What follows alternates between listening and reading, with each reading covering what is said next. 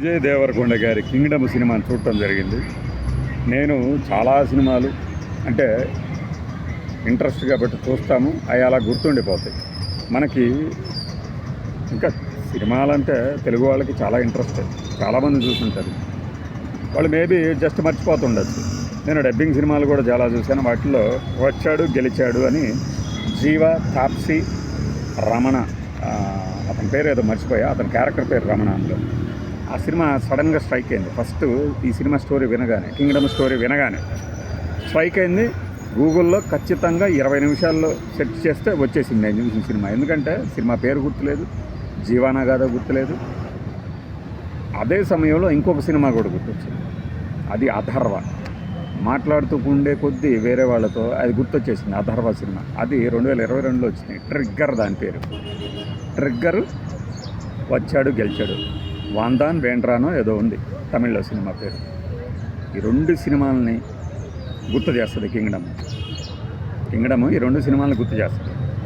ఆ cinema Kingdom story line ఇది అని మొదటి రోజు చూసిన వాళ్ళు చెప్పగానే స్ట్రైక్ అయింది. దాదాపుగా అలానే ఉంది. అయితే ఇక్కడ మనకి శ్రీలంకలో ఏంటంటే ఎల్టీటీ వాళ్ళు లేరు కాబట్టి ఇప్పుడు లేట్ పడేసిన తర్వాత యథేచ్ఛగా ఎవరి మీద ఏమైనా దిగొచ్చు అన్నట్లుగా సినిమాలు చేశారు. కానీ ఇందులో హీరో శ్రీలంకకి ఎందుకు వెళ్ళాలి అనేది అర్థం కాదు మనకి. ఈ వచ్చాడు గెలిచాడు సినిమాలో ముంబై గ్యాంగ్స్టర్స్, అందులో వాళ్ళ బ్రదర్ ఉంటాడు. ఆ బ్రదర్ని రెస్క్యూ చేయడానికి వెళ్తాడు జీవ. నేను చెప్పిన తర్వాత కింగ్డమ్ వదిలేసి మీరు జీవా తెస్తారు. ఇక్కడ ఏంటంటే ఈయన మన హీరో విజయ్ తన అన్నయ్య బతికే ఉన్నాడు, బతుకున్న అన్నయ్యని తీసుకురావాలి, అమ్మకు చూపించాలనే లక్ష్యంతో వెళ్తాడు. రోహిణి, ఈ సత్యదేవ్ చాలా రోజుల తర్వాత సత్యదేవికి సరైన క్యారెక్టర్ పడింది అనమాట. ఇద్దరు హీరోలే, కాకపోతే పాటలు డ్యాన్సులు చేస్తున్నోడే హీరో అంటారు కాబట్టి విజయ్ దేవరకొండనే హీరో అంటున్నారు. ఇందులో సత్యదేవ్ కూడా హీరో. ఇందులో పెద్ద బ్యాక్ డ్రాప్ ఏంటంటే, బ్యాక్ డ్రాప్ అంటే నేపథ్యం. ఇక్కడ ఉన్న వ్యక్తి తన బ్రదర్ని కాపాడటానికి వేరే ప్రాంతానికి వెళ్ళి అక్కడ వారితో తలపడి వస్తాడు. బయట రివ్యూలు మొదటి షో కూడా పడకుండా అద్భుతంగా ఉంది, సూపర్ హిట్ కొట్టాడు అని రాసి ఉంటారు. ఏం నమ్మొద్దు, సినిమా చూడండి మీకు అర్థమవుతుంది.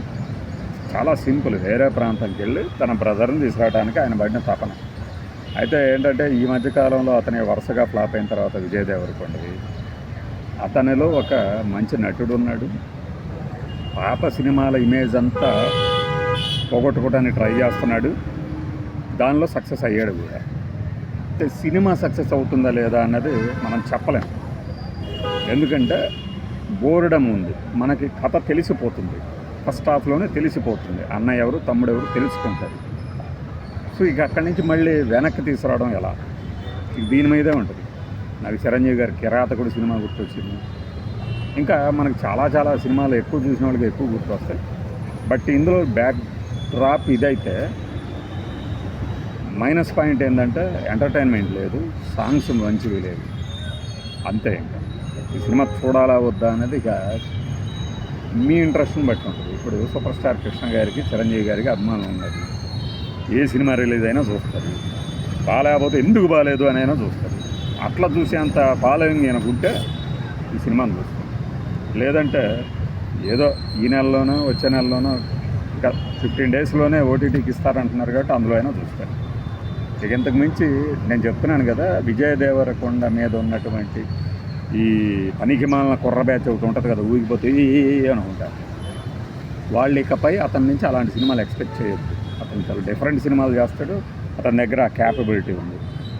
ఇది నేను అతను బిహేవియర్ నాకు నచ్చదు బయట, బట్ సినిమా నటుడిగా తన క్యాలిబర్ ఏంటనేది నేను అంచనా వేయగలిగాను. ఇలా విశ్లేషించినప్పుడు ఏంటంటే మనకి ఈవెన్ మాకు ఆఫీస్లో కూడా పెర్ఫార్మెన్స్ ఇచ్చేవాళ్ళు కొంతమంది ఉంటారు, కానీ వాళ్ళ వరస్ట్ బిహేవియర్ ఉంటుంది బయట. అందుకని వాడితో మనం పని చేయించుకోకుండా ఉండాలా, పని వరకే చేయించుకుంటారు. బయట మాత్రం వాడి బిహేవియర్ గురించి వరస్ట్గా మాట్లాడుకుంటూనే ఉంటాం, వరస్ట్ కాబట్టి. అలా మాట్లాడగలిగినప్పుడు ఒక మంచి రివ్యూ బయటకు వస్తుంది, అతనికి ఒక కొత్త ఇమేజ్ వస్తుంది ఈ సినిమాతో. మేబీ దీని తర్వాత అతను మంచి కథ ఎన్నుకొని మంచిది వచ్చి అయితే హిట్ అవుతుంది. లేదంటే అది కూడా పోయినా భవిష్యత్తులో రాబోయే విజయాలకి ఇది ఒక పునాది ఏర్పాటు చేసింది అని నేను నమ్ముతున్నాను. సత్యదేవ్ కూడా అతని క్యాలిబర్ తక్కువ లేదు, ఎప్పుడూ అతను చాలా మంచి నటుడు అని చెప్తూనే ఉన్నాను. ఒక మంచి సినిమా పడాలంతే. ఇదైతే అది కాదు అంటే సక్సెస్ పరంగా నేను అంచనా వేస్తున్నాను, నేనే డిసైడ్ చేయలేదు. బై.